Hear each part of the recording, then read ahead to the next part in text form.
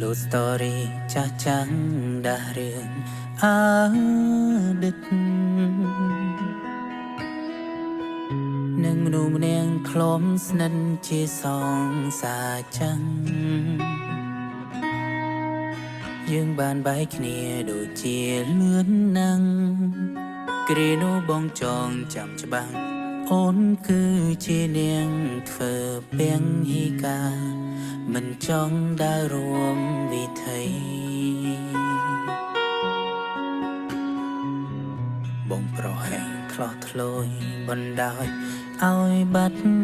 បងអូនមួយអាទិត្យបងធ្វើឲ្យស្ងួនយំ7ថ្ងៃ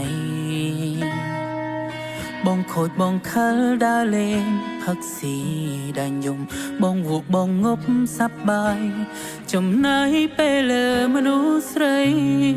ជាអចិន្ត្រៃយ៍រហូតពួកយើងប្រេឆាចាចឹងពីបងជាជុំរើដែលត្រូវអូនបានពងបែងចែកផ្លូវគ្រប់យ៉ាងអូនឆ្អែតមិនអាចទ្រាំនៅជាមួយរៀមរាបើបងនៅមានឈ្មោះជាសង្សារច្បាស់ណាអូនហូរទាំងនេត្រាដូចគ្រាកន្លងថ្មនេះពេលនោះប្រហែលអូនកេងមិនលួទេព្រោះតែមានមេនៅចាំផ្លូវបងកុំហងដែលបងខុសឆ្គងវាសាសុំគ្រប់ក្រលមុំនឹងអូនទៅចោលបងហើយ